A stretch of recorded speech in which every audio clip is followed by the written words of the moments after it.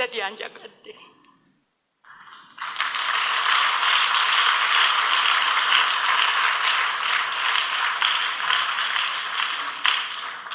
Nebaza nnyo Mukama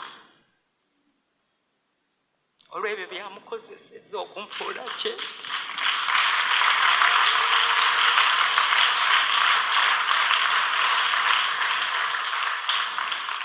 Nangumiikiriza obunafu bwange bwonna ate nannoŋŋamya mu bunafu bwange. Gano nno ge bayita amaziga ag'essanyu gwe kasita oba ng'oli mu kifo nga Mukama Katonda yakikutaddemu naye nga naye wali tokirowoozangako, osanyuka n'owulira nga naawe osobeddwa, osanyuka n'owulira nga kikuyitiriddeko, kwegamba bikuggwako n'otuuka n'okutunula obutunuzi n'ogamba yenze, naye ng'ate munnange yeegwe gw'aba alonze. Era nga bannaaye Pastor Vicky wano eno yali yeebaza Pastor Tom, bambi yamwagala wholeheartedly. Waliwo omuntu akwagala ne yeerekereza buli kimu, n'akwagala with all your imperfections, because abaera alina believe nti with time ojja kukyuka, ojja kuteriira. Era omuntu wakusuubiramu nti ojja kukyuka n'okyuka, that's the best gift ever, because obeera omusasudde ekyo kye yakusuubiramu at first. So Pastor Vicky ono ku mbeera gye yalimu, era n'abajoogera bajoogera. Pastor Vicky ye testimony gye tulabako, era ne Mami Justine azaakyogera nti mwe bamalabooza nti Katonda takola, mulabire Pastor Vicky. So mukazi wattu bw'ajjukira Mukama Katonda byamukoledde ne gyamugye, amaziga gamuyitamu. Wano nno yabadde yeebaza. Video eno nkaddeko si yakati, just ka clarification ako kankatekewo, si yakati naye nga nze twabagamba nti ffe tulaba ekintu nga kirungi nga kibawo ekyokuyiga tukireeta ne tusharinga namwe, oba kyakati oba si kyakati. So video eno ya sometime back si yakati, naye nga Pastor Tom yali asiimibwa Pastor Vicky. Amaziga ne gabayitamu bombi babiri bambi ne Dadi ne kimusukkako, naye kankwe video eno obeere ng'ogyerabireko olabe taata n'omwana we baakaaba. Katonda akunjagalire mukwano. Neebaza nnyo Mukama ku lwa Dadi wange Mukama gwe yamba. Abadde Dadi omulungi eri obulamu bwange, andaze ekifaananyi kya taata omutuufu.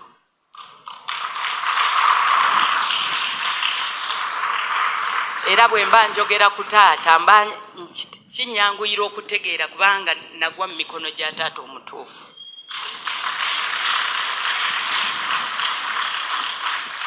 Anjagadde okuva nga siina kyendi.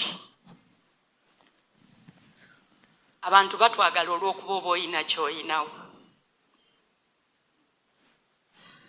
Naye Dadi anjagadde.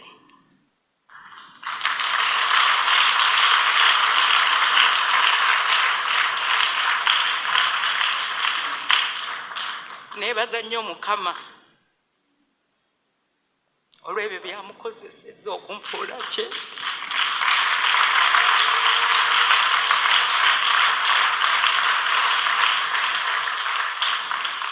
Nangumiikiriza obunafu bwange bwonna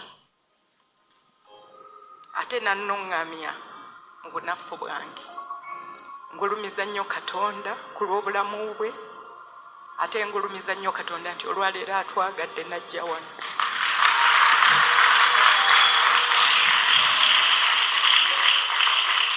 Kati mbadde nsaba tuyimirire tumwanirize. Dadi tusanyuse nnyo okulaba.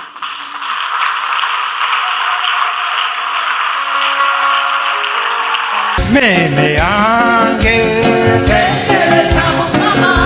oh Sonny de Mukama, yes Lord Jesus.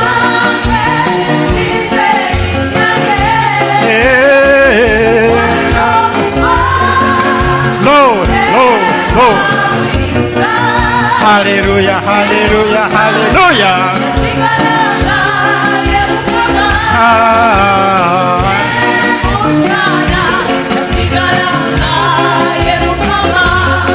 Mene yange. Oh yes, Lord.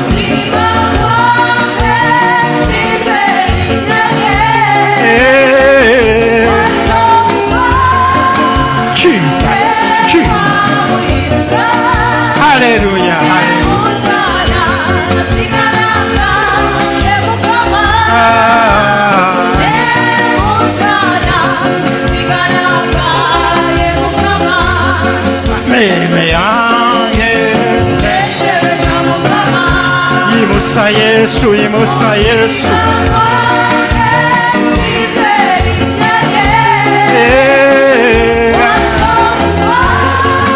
Lord, Lord, Lord. Hallelujah, hallelujah.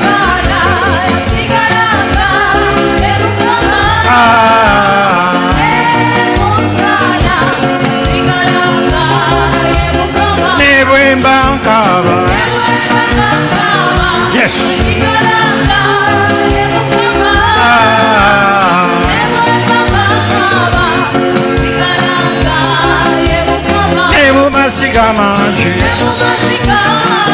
Yes.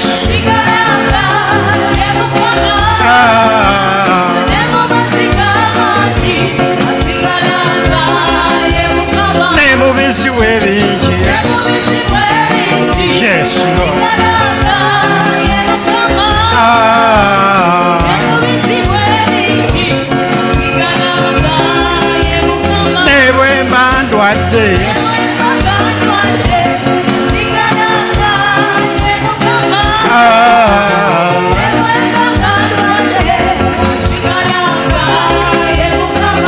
Siri na nyamba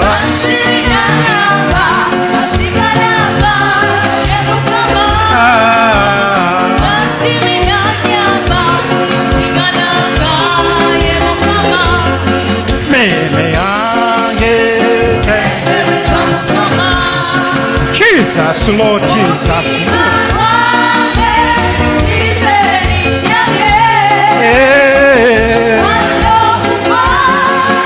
Yes, Lord. Yes. Hallelujah, hallelujah, hallelujah. Kuganja kwa Katonda. Favor. Abantu bagenda kukolera ebintu. Abamu banejjusa n'okwejjusa. Nga bamaze okukola kye bateekeddwa okukola eri obulamu bwo. Abantu bagenda kunoonya nga tasobola kwebaka nga takoze kyateekeddwa kola. Favor upon your life.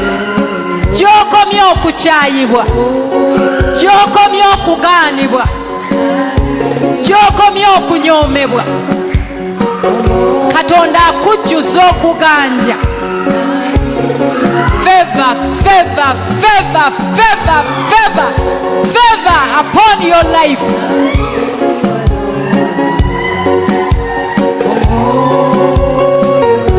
Favor, favor, favor, favor, favor upon your life. Enzijitso nyingi zibadde zaggalu naye olw'okuganja kwa Katonda. Obadde tosobola kusinza Katonda nga tosobola kuyimbira Mukama luyimba. Katonda ateeka oluyimba olujja ku bulamu bwo. Katonda ateeka oluyimba olujja ku bulamu bwo. Katonda akuwa oluyimba lw'onooyimba nga tewali byuma, nga tewali akulagidde, oluyimba olw'ebyo Katonda byakola mu bulamu bwo.